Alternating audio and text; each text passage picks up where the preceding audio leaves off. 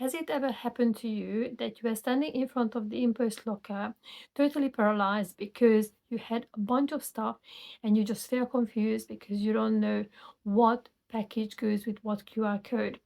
I think we've all been there, and there are multiple ways to actually reduce this anxiety. So welcome back, Marshmallow Crew.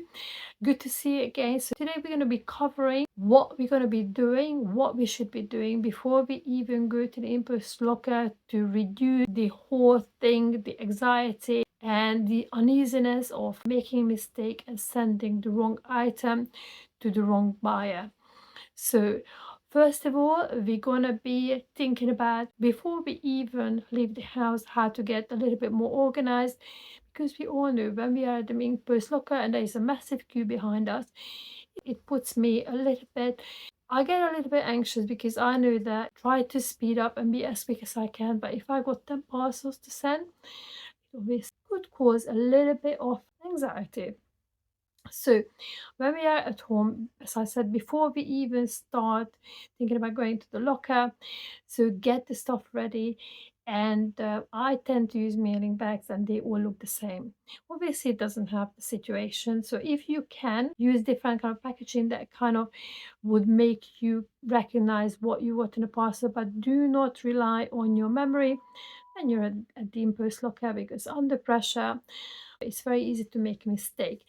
So what I tend to do, get a mailing bag, obviously I put the stuff in it, and get a Sharpie permanent marker and put what's in the bag in the corner of the bag. Let's say if it's a Zara t-shirt or boots or a t-shirt bundle, so I'll be able to recognize what's in the packaging, what's in the parcel, rather than guessing at the InPost locker. And after I've done this, I know that some people also use a sticky note on it. I would not rely on a sticky note, because what happens if it comes off? In transit, it's very easy for it to happen. So this is the cheapest and simplest way. So just use a Sharpie and make a note. And also what I think would be useful is take a picture of the parcel and also screenshot the corresponding QR code and save it on your phone. With the QR code, again, I suggest you, before you screenshot it, just put your phone on maximum brightness so you get a really good quality screenshot photo, because you don't want to rely on like trying to find a QR code when you're ready to scan, because what happens if something happens to your phone where you can't find it, which happened to me. I spent ages trying to open up the code because there was no signal where I tend to post my items. But definitely, so you would be able to pair up the parcel with the right QR code if it makes sense. So this is before we even leave the house, and just put all the parcels in a big bag. What I tend to also do is look at my orders, because it happened in the past when I had 10-15 orders and they were all separate parcels. So I looked at the orders and I even tried to put them in the bag in chronological order. I knew what I was going to be scanning first. So that's again a very good tip. So you got your big bag with the parcels, you got your QR codes ready, you got your parcels labeled, and you're ready to go. So when you get to the InPost locker, again, if you feel under pressure, don't forget you can always step aside and try to calm down a little bit rather than making a mistake if you've got, because we are all in a rush when it comes to posting, trying to do all this between work, between picking up our kids. So there is a lot of pressure. But it's obviously, it's all important that we don't want to make a mistake and start sending the wrong stuff to people. So let's say we get to the InPost locker, it's all good. Get one parcel, do not hold more than one parcel, because again, it's just asking for trouble. So you get your parcel, you read the corner so you know what's in there, you get the corresponding QR code, and then you scan. After you scanned it, obviously the locker will open up. Again, do not try to squeeze the parcel in the compartment. If, let's say, it's a small parcel, it's a medium parcel, and you try to squeeze it into a small locker, that's going to get stuck. It will cause more trouble. So what you could do in that case, you will have a little note on the screen and you will say that your parcel doesn't fit. And if they have a bigger locker, then you will be able to send it off. So that is not the end of the world if you can't fit the parcel into a small one if they have bigger available lockers. So do not panic. You just have to read what's on the screen and start it again. So this is one of the things. And also I think what some people, it is very difficult because you get there and you don't really know how many lockers they got.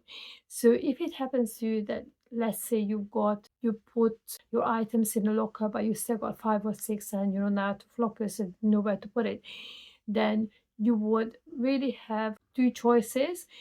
One of them is to use the app, go onto the app and look for the nearest locker and see if they have any available lockers. Then obviously then you have to travel extra, so it's not ideal.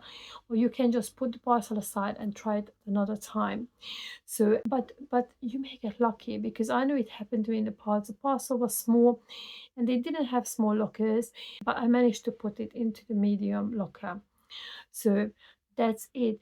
But do not hold more than one parcels when you're scanning, because it's very easy to mix that up. So after you scanned and after you put the item in the locker, make sure that obviously the locker door will click. You will hear that and it will come up with a little sign on the screen. My locker is in the compartment. You click on that and it will give you confirmation screen, confirmation code, QR code. And what I always do, I take a picture of that, so you do have proof that you posted the items. And what I also do is I screenshot it, as I said, and I send it to the buyer to say, item posted, many thanks again for your custom. It will take a little bit of time for the app to update, so do not panic if you don't get the confirmation straight away that your item is on the way to the buyer. So hopefully this was helpful for you. I try to get things, simplify things, because I've been there and I was anxious. But what I found is just take a deep breath, try to get organized before I even get to the locker, and also try to maybe go to the locker where they have multiple free places. As I said, download the app because you will be able to see live availability. I can emphasize this enough. But hopefully this video was useful for you. Please do check out the playlist, because I have a lot of vintage tips and tricks. And also don't forget to check out last week's video when I actually told you about how I managed to post a bundle of 21 items using InPost. I'll come wait to see you all in the next one. Make sure you subscribe, like, and share the video, and we can grow this vintage community together. Thanks again for tuning in. I shall see you all in the next one. Take care. Goodbye for now. Okay, let's go.